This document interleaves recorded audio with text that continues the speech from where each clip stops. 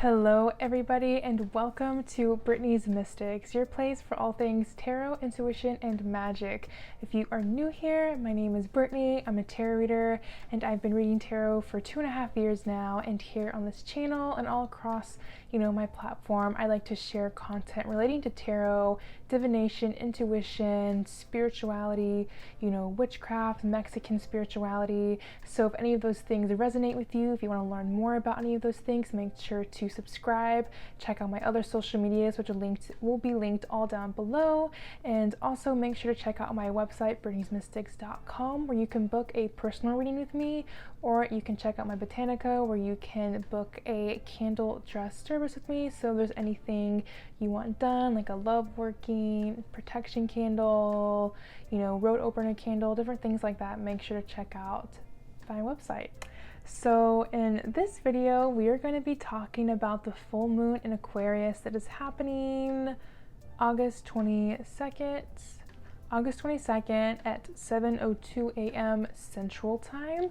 And I've seen some people call this a blue moon too, because we had a new moon in Leo, and then before that was also a full moon in Aquarius. So having those two full moons, essentially back to back in the same sign is a rare occurrence. It's a once in a blue moon type energy. So really, new moon, Leo and Lionsgate, heading into this full moon in Aquarius, blue moon energy, such powerful lunar phases that we've been having.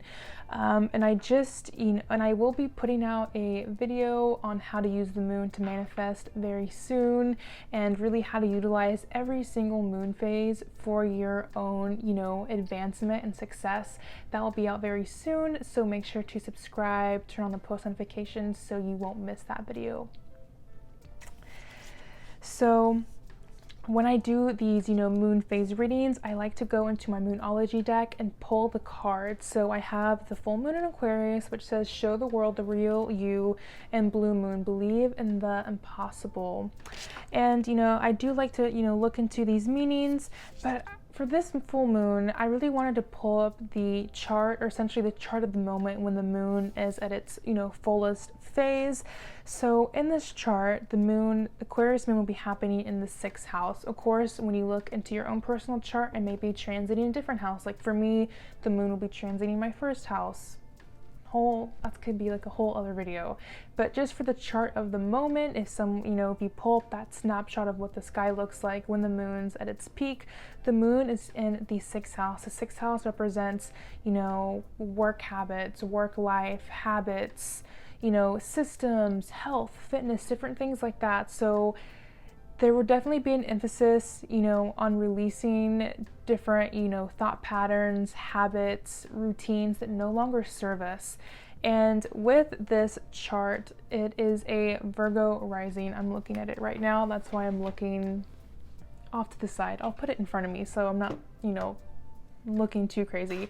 So with the Virgo rising, Virgo is ruled by Mercury. So the chart ruler Mercury is also in the 1st house. The 1st house rules over, appearances, rules over beginnings, our body, first impressions, our approach to life, different things like that. So with that 1st house and 6th house energy being very, prominent during this full moon, it's really going to be a time of, really focusing on what serves us and what we need to release in terms of what is not serving us, especially in terms of our body. Like the 1st house and the 6th house both in a way talk about our body, especially the 6th house being like the fitness, health wise, and the 1st house is almost like how we want our body to look like, how we present ourselves, how we want to be, first perceived by other people. So really seeing, am I, treating and taking care of myself the way I want to take care of myself? Are people perceiving me the way that I want to be perceived? Is there anything that I want to change, let go, in order to bring in my most ideal and beautiful self that I, want to embody, and really focusing on that.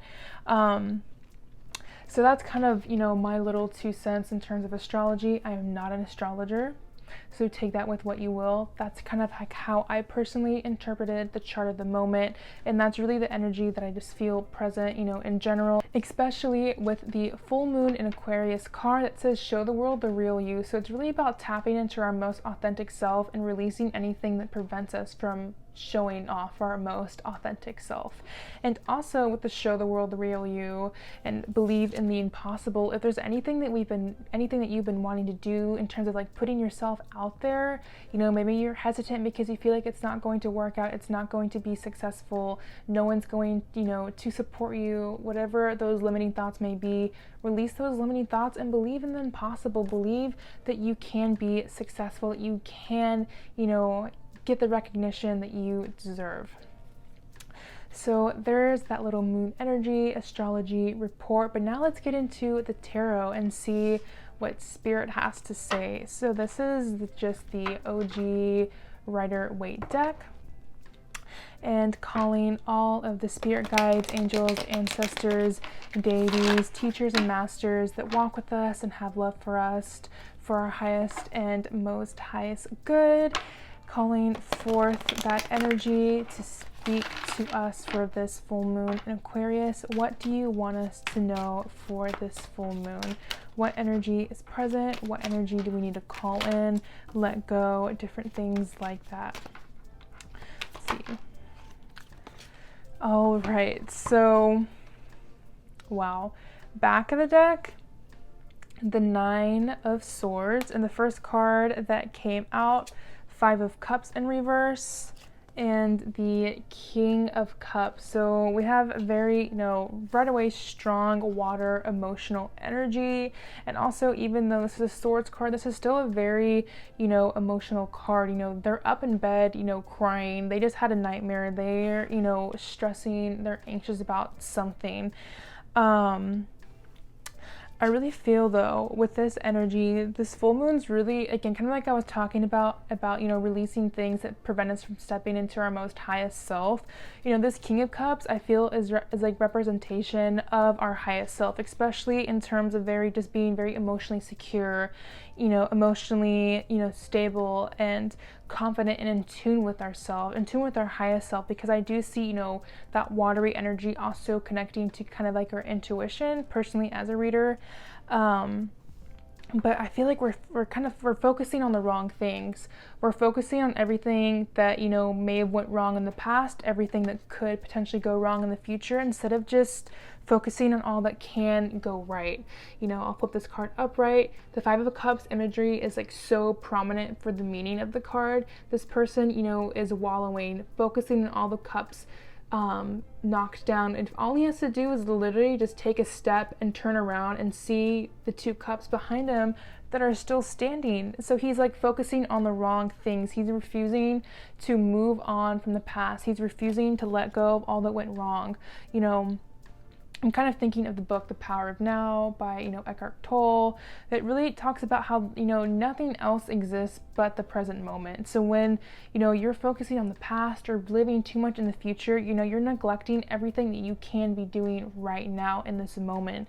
So I really feel like with this full moon energy, we're going to be leaving, you know, behind anything that is draining, anything, you know, leaving behind the past, things that don't serve us, and stepping into this more secure, more confident version of ourselves, being very in tune with our emotions, being in tune with what we want, and not letting, you know, things, you know, phase us or get a hold of us. You know, the King of Cups, this is somebody, you know, all around him, the waves are kind of, you know, they're doing their thing. They're kind of crazy. There's like, you know, fish jumping up, but he's not pressed at all. He's not stressed. He's sitting there proud and tall on his throne. He's very aware of his emotions. He's aware of those thoughts coming in, but he's not letting anything that doesn't serve him phase him. He's, you know, letting everything just flow right past. And if, you know, something needs his attention, he'll give that attention, but anything else, just flowing right past. You know, he doesn't have that time for things that don't, you know, concern him, things that don't boost him or elevate him in any which way. All right, and let me pull a couple more cards just to wrap up this reading to see what else Spirit has to say. Any other messages? Interesting. Okay. So we have the Queen of Swords in reverse and the Ten of Swords. Okay, so with this extra sword energy being here alongside this Nine of Swords, so the Nine and Ten of Swords and the Queen of Swords. So first off, when like mostly swords show up in a reading, I really see that as being too much in our head. I see it as a sign that, somebody here is too much in those thoughts, those intrusive thoughts, those, thoughts that are just really, putting you down into a mood and, mindset of like, I'm not good enough, nothing is ever working out for me, those type of thoughts.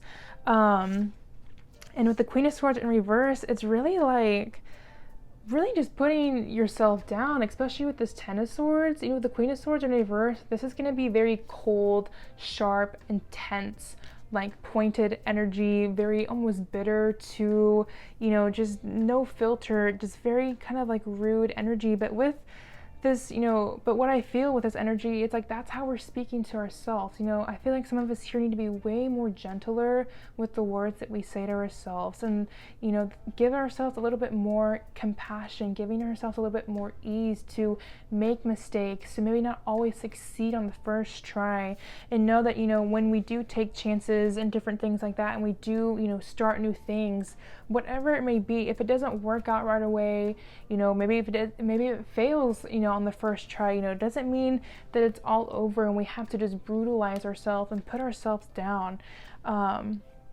Really, seeing everything as opportunities to grow and learn, because the back of the deck is the Hermit in reverse.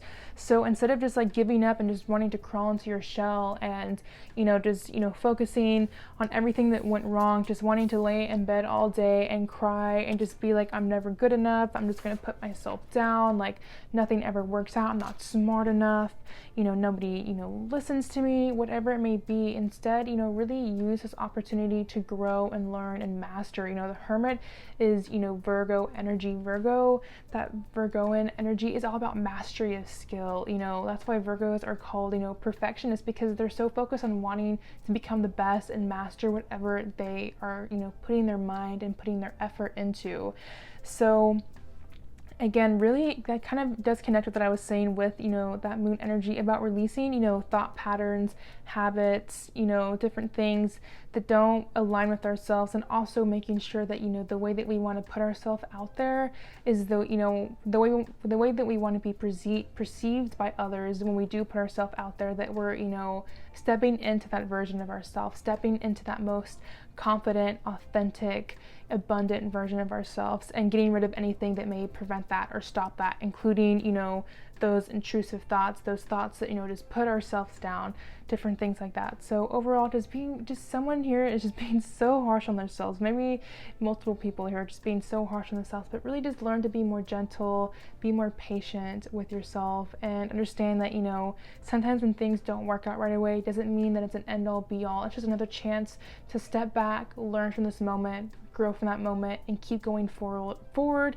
in a more poised, sophisticated, elevated way. All right, that is all the messages I have for you for this full moon in Aquarius. If any of this resonated, let me know down in the comments.